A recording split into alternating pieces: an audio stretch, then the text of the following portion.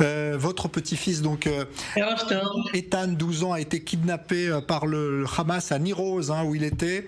Vous êtes sans nouvelles également de votre fils, donc le père d'Ethan, Ohad. Comment vivez-vous ces heures terribles depuis samedi? C'est très très dur. L'attente d'informations est très très dure, inquiétante.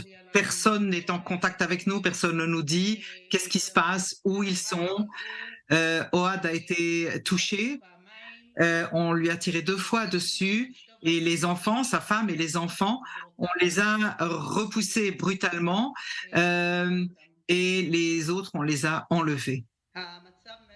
La situation est très très dure, l'attente est insupportable, l'inquiétude sans boire, sans manger et sans sommeil.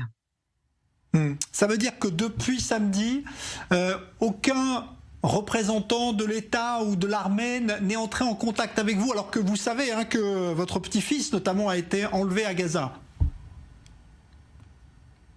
Ben oui, c'est la chose la plus atroce parce que je sais que je suis inquiète. Est-ce que quelqu'un lui donne à manger? Est-ce que quelqu'un le couvre s'il fait froid?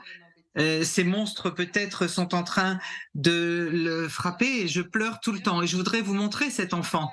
Voilà, c'est un Français, c'est un citoyen français que vous voyez là. Est-ce qu'un tel enfant, qu'est-ce qu'ils font avec lui là-bas, hein? Et c'est lui que je veux qu'on me ramène.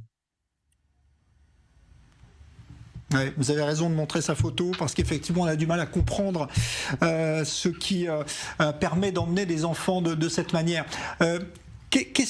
Comment vous vivez aujourd'hui ces événements aussi qui sont en train de se dérouler, c'est-à-dire cette guerre qui se prépare à Gaza? Est-ce que vous vous dites c'est le moyen peut-être de ramener mon petit-fils le plus vite possible, ou est-ce que vous craignez justement pour sa vie avant tout?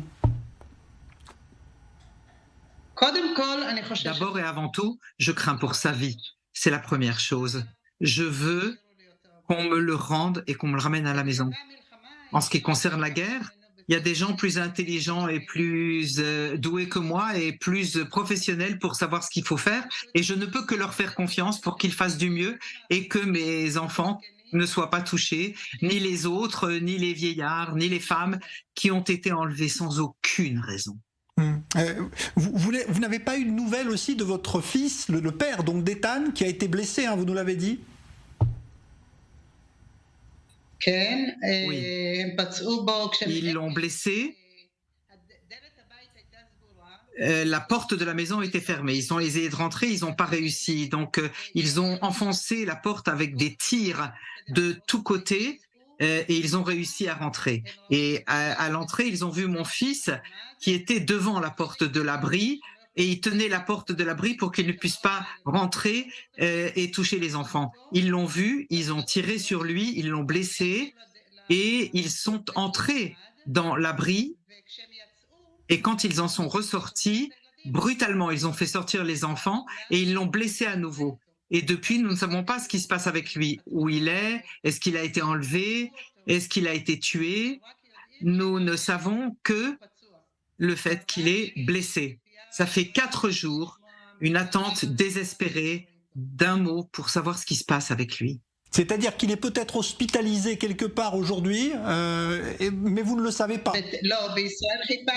Mais non, en Israël, on l'a cherché dans les hôpitaux et nous ne l'avons pas trouvé.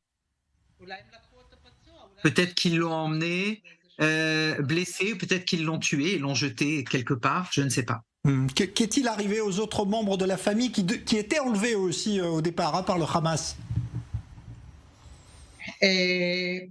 Eitan était seul en moto avec un terroriste armé d'une Kalachnikov qui le menaçait et ils ont foncé vers la barrière. Et sa mère et ses 2 sœurs étaient sur une autre moto. Ils ont commencé à rouler, mais à un moment donné, apparemment, un tank de Tsahal les a empêchés d'avancer et ils n'ont pas pu continuer. Et en fait, le chauffeur, le motard de Batsheva, la maman de Ethan, s'est arrêté un instant et donc elle a eu le réflexe extraordinaire. Mais vraiment, elle a réussi à descendre de la moto et elle s'est cachée, elle a fait comme si elle était morte avec les enfants. Elle a dit à la petite, couche-toi par terre et fais comme si tu étais morte. Et à un moment, elle a trouvé l'occasion pour s'enfuir. Elle s'est enfuie en pyjama, pieds nus, avec une petite fille pieds nus et une petite fille dans les bras. Et ils ont couru dans les champs du kibbutz, en dehors du kibbutz, pendant 2 ou 3 kilomètres, jusqu'à ce qu'elle ait rencontré des terroristes non armés qui lui ont dit de les accompagner, mais elle s'est refusée à les accompagner, à aller avec eux. Elle a continué à avancer jusqu'à ce qu'un autobus avec des soldats ou je ne sais pas qui les a recueillis. Tout ça, ça a duré jusqu'à 15 heures de l'après-midi. Ça avait commencé à 9 heures. Ce n'est qu'à 3 heures qu'elle est arrivée à un abri sans téléphone parce qu'on lui a pris son téléphone. Et c'est sa chance. Et c'est par elle que je sais ce qui s'est passé. Ce n'est pas par l'armée, par l'État. Ça n'est qu'elle qui a raconté ce qui s'était passé. Parce qu'elle a été vraiment, elle a eu des réflexes formidables et grâce à elle, elle a réussi à s'échapper. C'est ahurissant ce que vous nous racontez, vraiment, Esther Yaeli, l'histoire aussi de votre belle-fille donc, et des autres enfants. Dans quel état sont-ils aujourd'hui, eux? C'est affreux. Elle souffre. C'est une femme extrêmement discrète et tout reste à l'intérieur pour l'instant, mais ça va exploser à un moment ou à un autre. Je suis très inquiète pour elle, pour ma petite fille de 10 ans qui est en plein déni, ne parle de rien. Elle fait comme si tout allait bien, mais nous savons évidemment que c'est une question de temps. Le bébé qui a 1 an et 8 mois, elle est toute petite, mais ça n'est pas simple. Et puis elle n'a rien, elle n'a pas d'argent, elle n'a pas de vêtements, elle n'a pas de téléphone, elle a plus rien pour pouvoir communiquer. Et c'est très, très, très inquiétant. Je suis très inquiète. Je suis sûr que le message va passer et que la solidarité qu'on observe actuellement va se manifester. Merci pour ce témoignage qui est vraiment bouleversant. Est-ce que je peux passer encore un message avec votre permission? Bien sûr. Je voudrais... Je peux, monsieur? Bien sûr, bien sûr. Je voudrais m'adresser comme grand-mère aux grand-mères de France. Peut-être elles savent que Eitan est un citoyen français et je veux qu'il sache et qu'on sache qu'il est retenu, s'il est retenu. Probablement oui. Je dois dire par des monstres, ce ne sont pas des humains. Et j'ai besoin de leur aide pour faire pression et faire tout le possible par les politiques ou sur Macron, bref, pour que tout soit fait. Regardez-le, regardez-le cet enfant. Cet enfant est un citoyen français. Comment est-ce qu'on peut le laisser entre les mains de ces monstres? S'il vous plaît, rendez-moi mon petit-fils. Je sens que je ne peux plus vivre. Je ne peux pas continuer à vivre comme ça. Je suis une vieille mamie et je ne dois pas vivre dans la peur alors que mon petit-fils est entre les mains de monstres inhumains qui m'ont enlevé mes enfants.